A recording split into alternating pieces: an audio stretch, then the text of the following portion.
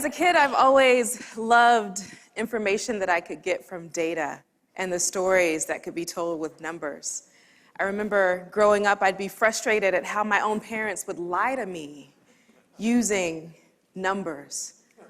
You know, Talithia, if I've told you once, I've told you 1,000 times. No, Dad, you've only told me 17 times, and twice it wasn't my fault. I think that's one of the reasons I got a PhD in statistics. I always wanted to know, what are people trying to hide with numbers?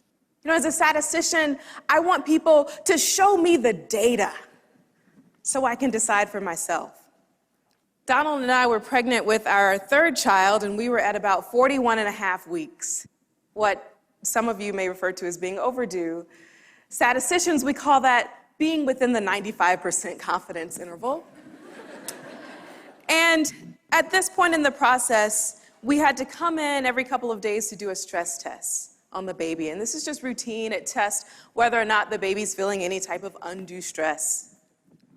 And you're rarely, if ever, seen by your actual doctor, just whoever happens to be working at the hospital that day.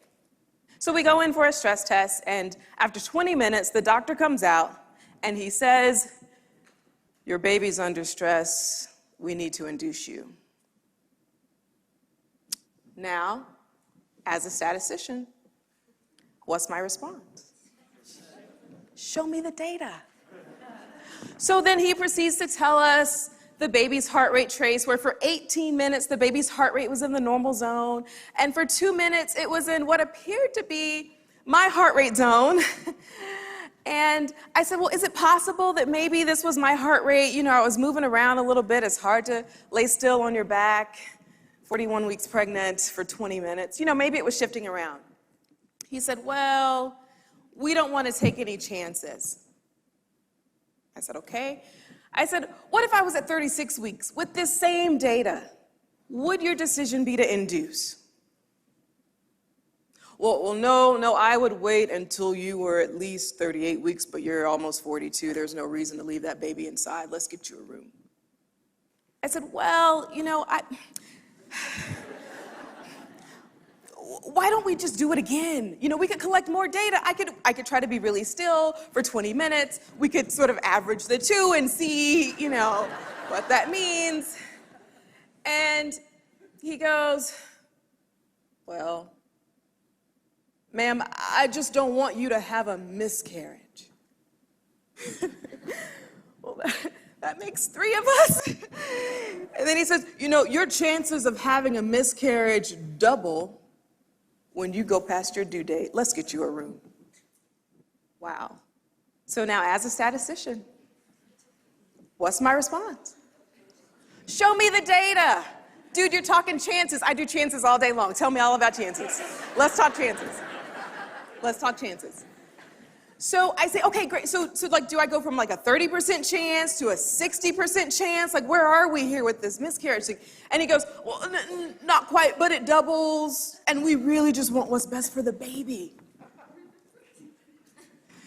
Undaunted, I try a different angle. I said, okay, out of 1,000 full-term pregnant women, how many of them are going to miscarry just before their due date? And then he looks at me and looks at Donald, and he goes, about 1 in 1,000. I said, okay. And so of those 1,000 women, how many are going to miscarry just after their due date? About 2. I said, okay, so you're telling me that my chances go from a 0.1% chance to a 0.2% chance. Okay, so at this point, the data is not convincing us that we need to be induced. And so then we proceed to have a conversation about how inductions lead to a higher rate of cesarean section, and if at all possible, we'd like to avoid that. And then I said, and I really don't think my due date is accurate. And so this really stunned him, and he looked sort of puzzled. And I said, well, you may not know this, but pregnancy due dates are calculated assuming that you have a standard 28-day cycle, and my cycle ranges. Sometimes it's 27, sometimes it's up to 38, and I had been collecting the data to prove it. And so We ended up leaving the hospital that day without being induced. We actually had to sign a waiver to walk out of the hospital. And now I'm not advocating that you not listen to your doctors, okay? Because even with our first child, we were induced at 38 weeks, cervical fluid was low, right? I'm not anti-medical intervention, but why were we confident to leave that day? Well, we had data that told a different story, right? We had been collecting data for 6 years. I had this temperature data, and it told a different story. In fact, we could probably pretty accurately estimate conception. Yeah, that's a story you want to tell at your kid's wedding reception. I remember it like it was yesterday. My temperature was a sizzling 97.8 degrees as I stared into your father's eyes. Oh yeah, oh yeah. 22 more years we're telling that story. But we were confident to leave because we had been collecting data. Now, what does that data look like? Here's a standard chart of a woman's waking body temperature during the course of a cycle. So from the beginning of a menstrual cycle to the beginning of the next. You'll see that the temperature is not random, right? There's a low pattern at the beginning of her cycle, and then you see this jump, and then a higher set of temperatures at the end of her cycle. So what's happening here? What is that data telling you? Well, ladies, at the beginning of our cycle, the hormone estrogen is dominant, and that estrogen causes a suppression of your body temperature. And at ovulation, your body releases an egg, and progesterone takes over. Progestation, right? And so your body heats up in anticipation of housing this new little fertilized egg. So why this temperature jump? Well, think about when a bird sits on her eggs, right? Why is she sitting on them?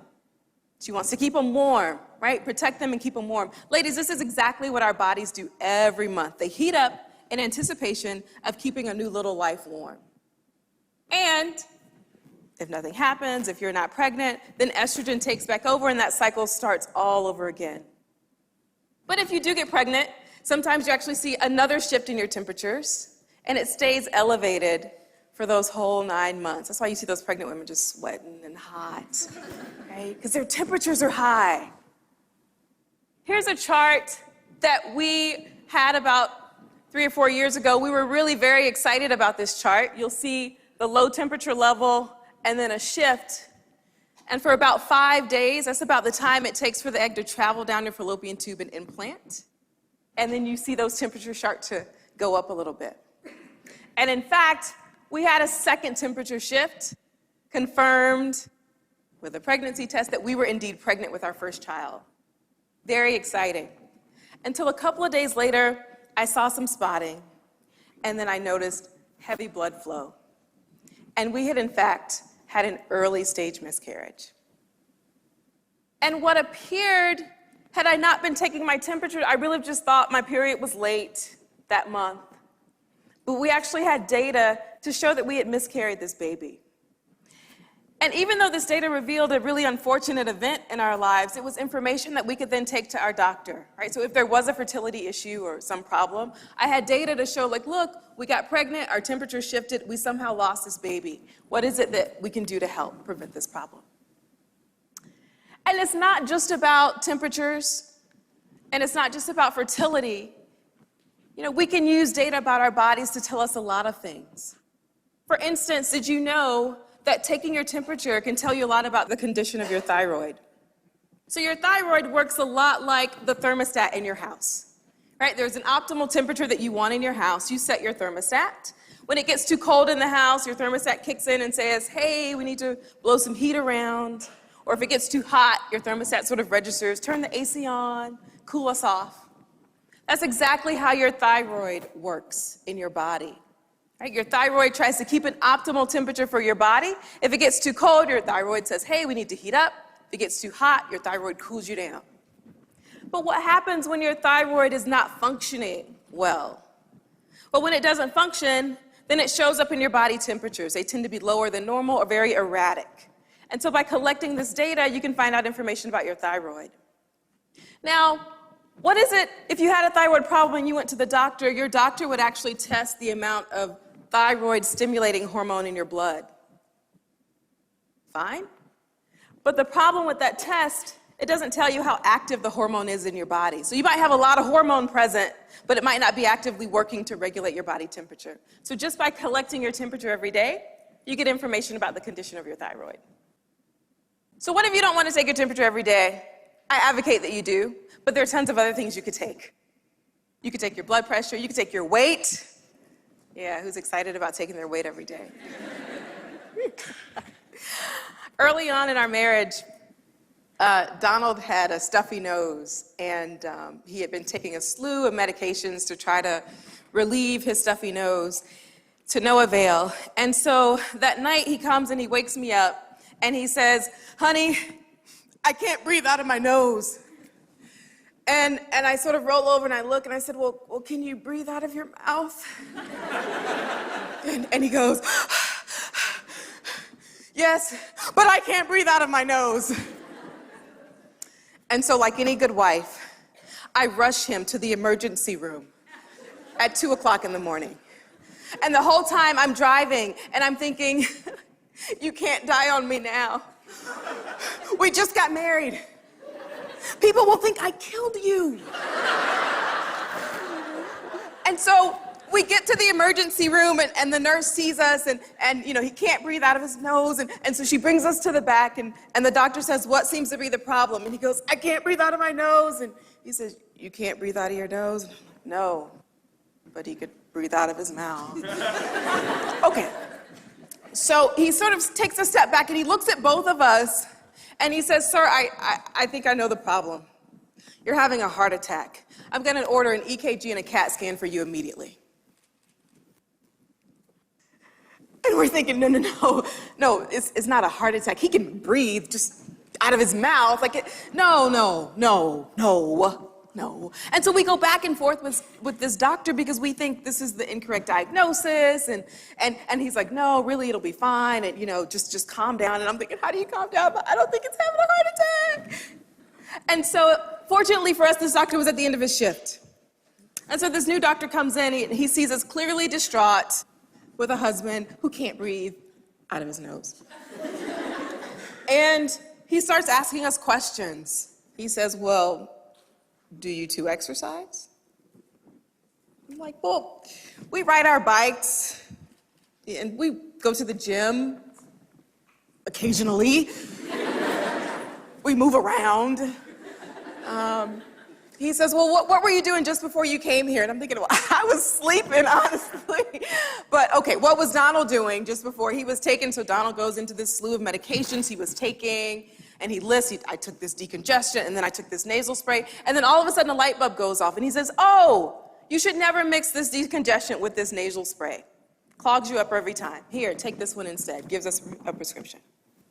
And so we're looking at each other, and I look at the doctor, and I say, well, why is it that it seems like you were able to accurately diagnose his condition, but this previous doctor wanted to order an EKG and a CAT scan? And he looks at us and he says, "Well, when a 350-pound man walks in the emergency room and says he can't breathe, you assume he's having a heart attack, and you ask questions later." Now, emergency room doctors are trained to make decisions quickly, but not always accurately. And so had we had some information about our heart health to share with him, maybe we would have gotten a better diagnosis the first time. I want you to consider the following chart of systolic blood pressure measurements from October of 2010 to July of 2012. You'll see that these measurements start in the pre-hypertension, hypertension zone, but over about the course of a year and a half, they move into the normal zone. This is about the heart rate of a healthy 16-year-old. What story is this data telling you? Okay. Obviously, it's the data from someone who's made a drastic transformation. And fortunately for us, that person happens to be here today. So that 350-pound guy that walked into the emergency room with me is now an even sexier and healthier 225-pound guy. And that's his blood pressure trace.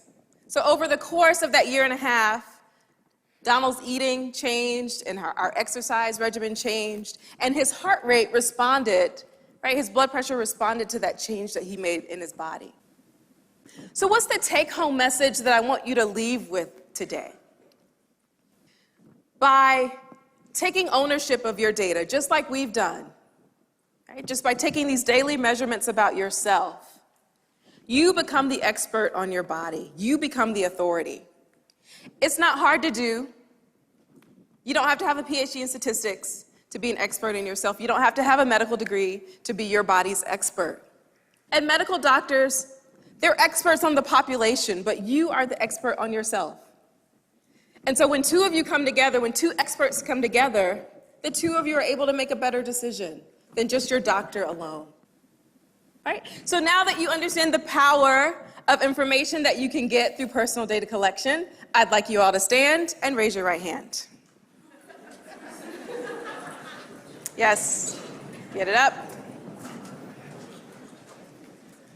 I challenge you to take ownership of your data.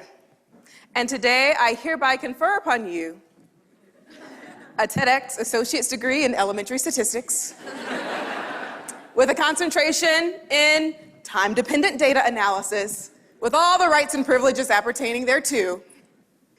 And so the next time you are in your doctor's office as newly inducted statisticians, what should always be your response?